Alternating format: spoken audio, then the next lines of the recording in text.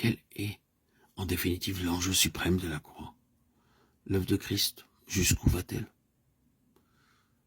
Se réduit-elle à la simple question de nos péchés, à notre délivrance du péché? C'est cela, mais beaucoup plus encore.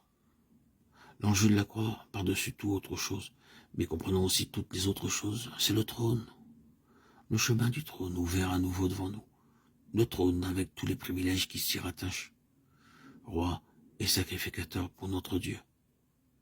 C'est la restauration en notre faveur d'un empire spirituel sur l'univers.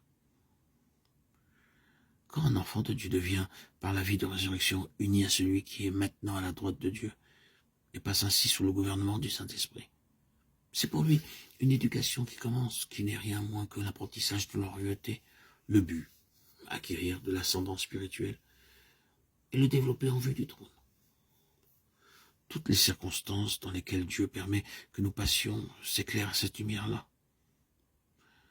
Le Seigneur est parfaitement capable de nous assurer une vie tranquille, d'où serait banni jusqu'aux moindres velléités de soucis, d'opposition, de souffrance, d'opprobre.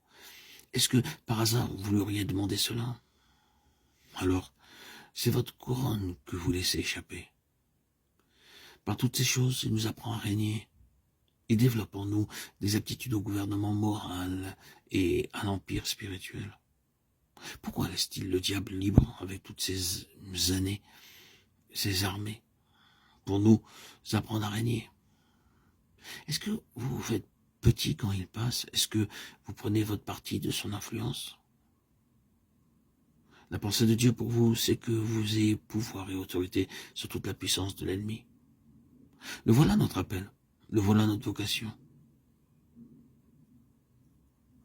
La voilà notre fonction. Si vraiment nous sommes unis avec le Christ ressuscité, vivant, élevé au trône, c'est la clé de voûte du témoignage de Jésus. Dans notre relation avec lui, tout tend vers ce but, tout converge là. Ce qu'il lui faut, c'est après quoi il soupire. C'est un peuple qui, devenu absolument ancien, gouverne spirituellement, maintenant. Parce qu'en relation avec lui, sur son trône. Plus tard, mais plus tard seulement, ils gouverneront l'univers, au vu et au su de tous. L'œuvre de Christ sur la croix se rapporte au premier chef à la chute de l'homme et à la perte qu'elle a entraînée pour lui, de la domination qui lui était échue sur l'univers. Là, lui rendre, voilà ce qu'il a voulu. La lui rendre, aussi simplement que ça. Il a engagé à la croix une bataille décisive pour restaurer l'homme dans ses titres à l'Empire. Ce n'est pas simplement avec le mal, en général, qu'il a eu affaire. Il ne s'agissait pas d'un problème abstrait. C'est avec l'enfer qu'il s'est mesuré. C'est toute la coalition de ses autorités et de ses puissances sataniques qu'il a affrontées, de ses forces spirituelles qui avaient dépouillé l'homme de sa suprématie. Il fallait donc une restauration.